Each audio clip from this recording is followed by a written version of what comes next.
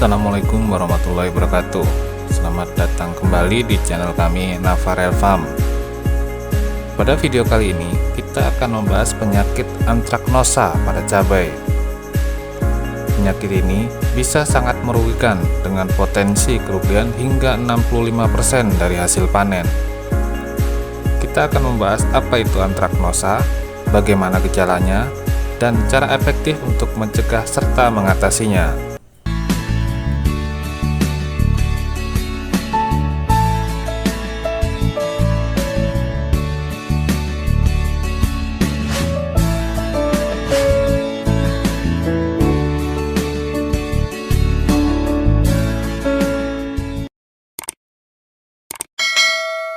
Di sebagian besar wilayah Indonesia, khususnya di daerah Jawa, penyakit ini disebut juga dengan pate.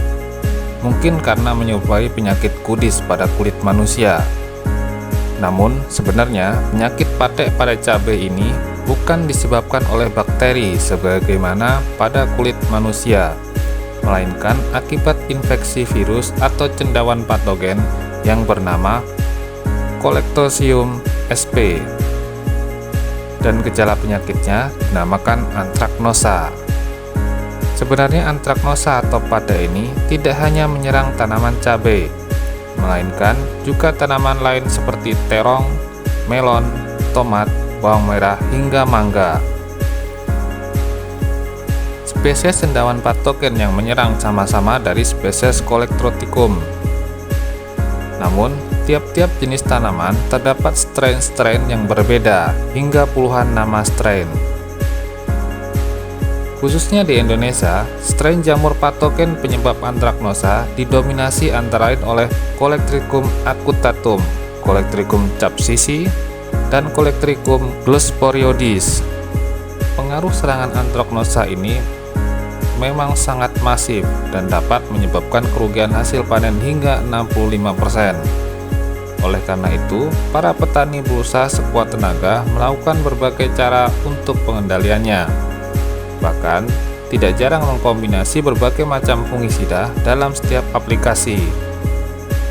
Tingkat serangan antraknosa pada suatu hamparan kebun cabai tergantung dari pola pengendaliannya, mulai sejak upaya preventif atau pencegahan hingga kuratif. Apabila serangan antraknosa diantisipasi sejak dini, maka upaya pengendalian secara kuratif selanjutnya akan lebih mudah dengan tingkat serangan yang rendah. Infeksi antraknosa pada cabai ditandai dengan gejala awal berupa bintik-bintik kecil yang berwarna kehitaman pada kulit buah. Selanjutnya, mengakibatkan buah mengkerut, kering, dan membusuk.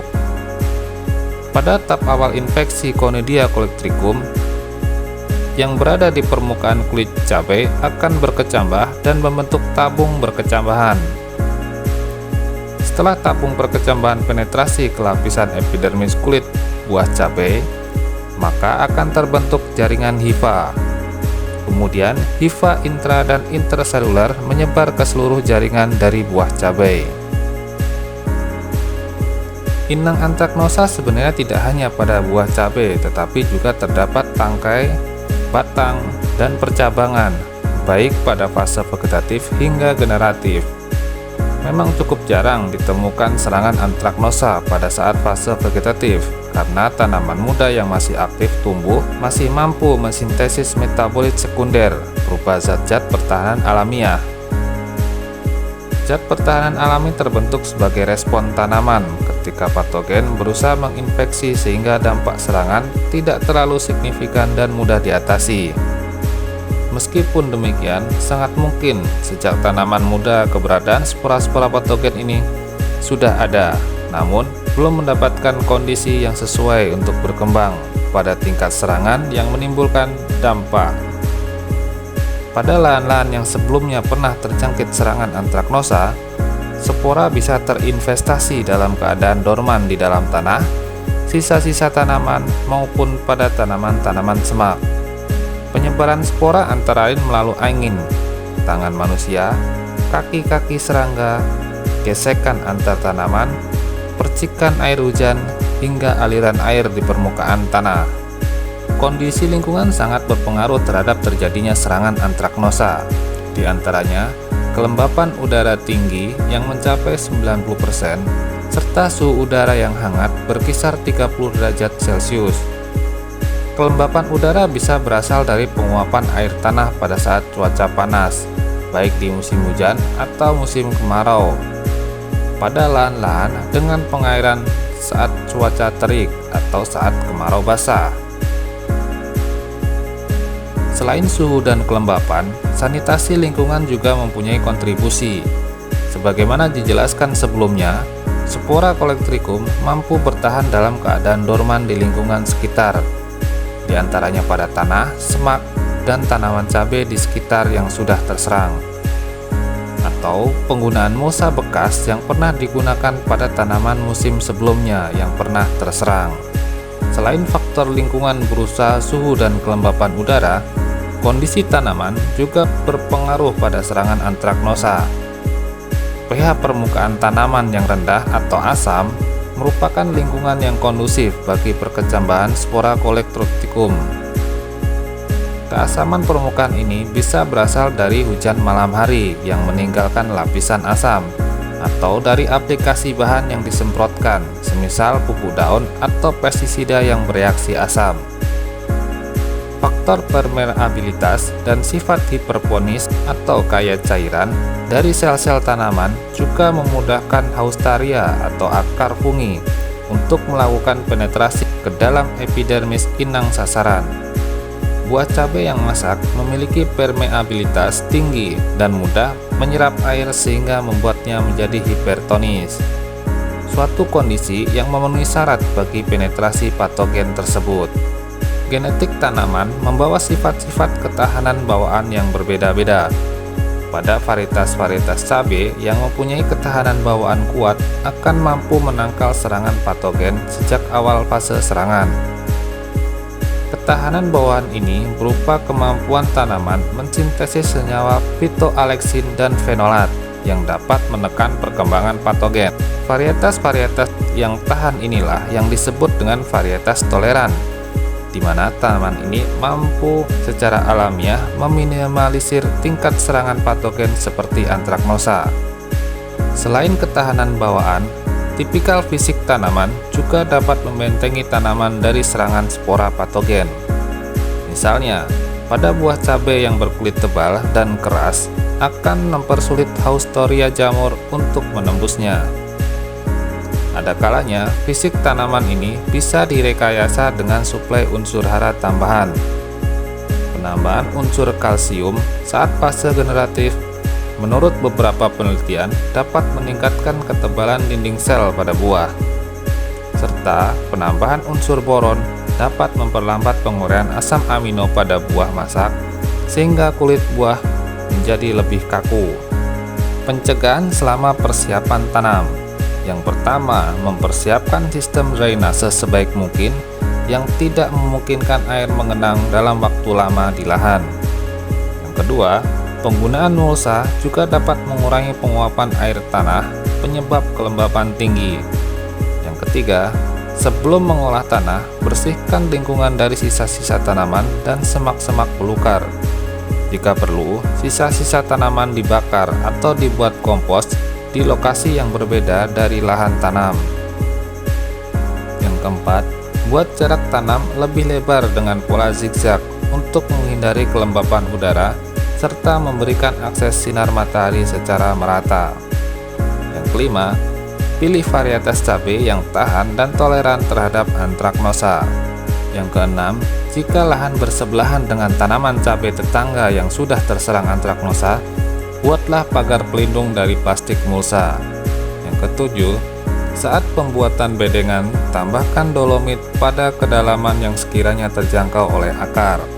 Yang kedelapan, jika lahan yang akan ditanami punya sejarah serangan antraknosa, akan lebih baik jika ditambahkan agensi hayati seperti Trichoderma atau Cleocladium.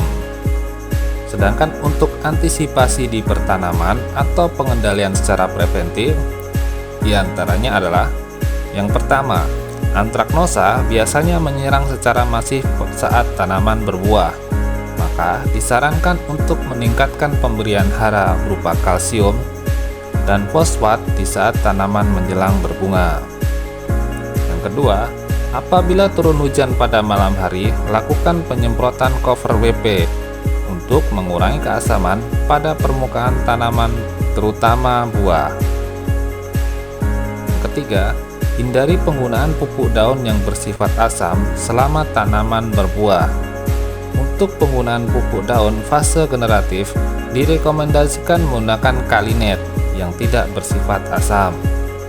Yang keempat, aplikasi kalsium karbonat berbentuk partikel tepung, tidak larut air, karena bentuk ini tidak meninggalkan lapisan asam pada permukaan buah. Bisa menggunakan kalbofit atau kalha yang sudah dilengkapi unsur hara mikro, kationik, dan humat. Yang kelima, gunakan fungisida protektif berbahan aktif tembaga hidroksida. Yang keenam, lakukan pengendalian hama serangga dengan baik karena seringkali pola jamur terbawa oleh kaki-kaki serangga dan berpindah dari tanaman sakit ke tanaman yang masih sehat. Selanjutnya untuk pengendalian kuratif, yang pertama, dilakukan apabila tanaman sudah terserang antraknosa, mungkin karena kurang dilakukannya pengendalian preventif sebelumnya. Yang kedua, aplikasi fungisida kontak dikombinasi dengan sistemik. Fungisida kontak yang direkomendasikan berbahan aktif tembaga hidroksida dengan dicampur cover WP, sedangkan fungisida sistemik bisa yang berbahan aktif benomil, metiltiovanat, metalaxyl, dimetomorf, difeconazole, dan tebuconazole. Yang ketiga, selama tindakan kuratif, langkah-langkah seperti dalam pengendalian preventif tetap harus dilakukan untuk menangkal serangan yang berkelanjutan. Perlu diingat bahwa selama kita melakukan tindakan kuratif untuk membunuh jamur patogen, invasi spora jamur mendatang tetap berlangsung. Yang keempat, secara rutin bersihkan buah cabai yang sudah terinfeksi, baik yang masih di pohon maupun yang sudah rontok. Masukkan ke dalam kantong plastik dan bawa ke tempat yang jauh atau dibakar di lokasi yang terpisah dari lahan. Yang kelima, dalam melakukan penyemprotan fungisida kontak, jangan hanya berfokus pada tanaman, tetapi perlu juga menyemprot permukaan mulsa, karena di permukaan mulsa juga terdapat serpian-serpian spora. Yang keenam, setiap aplikasi penyemprotan daun, usahakan tidak membuat tanaman basah kuyup, tetapi membentuk lapisan tipis yang merata dengan bantuan seperti Omstick, Tarastic, atau Disper untuk aplikasi pestisida kontak, dan nozzle atau loader untuk pestisida sistemik atau pupuk daun. Untuk pemulihan yang sudah terkena serangan, setiap tanaman yang mengalami serangan hama dan penyakit tentu tidak mampu berproduksi secara normal. Sebagian organ telah rusak dan metabolisme tanaman mengalami gangguan. Oleh karenanya, selain upaya-upaya pengendalian hama dan penyakit, harus disertai upaya pemulihan kondisi tanaman agar kembali tumbuh dan berkembang dengan baik. Pemulihan tanaman dilakukan dengan pemberian pupuk mikro melalui daun untuk menormalisasi kinerja enzim-enzim dan merangsang pembentukan hormon-hormon alamiah bagi pembentukan sel-sel baru secara lebih cepat. Vitaron SL merupakan pupuk daun yang mengandung unsur-unsur mikro dalam bentuk gelate yang aman, efektif, dan direkomendasikan untuk memulihkan kondisi tanaman setelah terserang patogen. Waktu dan interval aplikasi tidak harus menunggu hingga masalah antraknosa ini tuntas, tetapi dibarengkan dengan aplikasi pestisida secara rutin. Itulah cara-cara efektif untuk mencegah dan mengatasi antraknosa pada tanaman cabai. Ingat, pencegahan sejak dini sangat penting untuk memastikan hasil panen yang optimal. Dengan kombinasi metode preventif, kuratif, serta pemilihan varietas yang tahan penyakit, kita bisa melawan antraknosa dan menjaga tanaman cabai tetap sehat. Terima kasih sudah menonton. Jangan lupa like, subscribe, dan tekan tombol lonceng untuk mendapatkan update video terbaru dari kami. Jika ada pertanyaan atau tips lain, tulis di kolom komentar di bawah. Sampai jumpa di video berikutnya. Wassalamualaikum.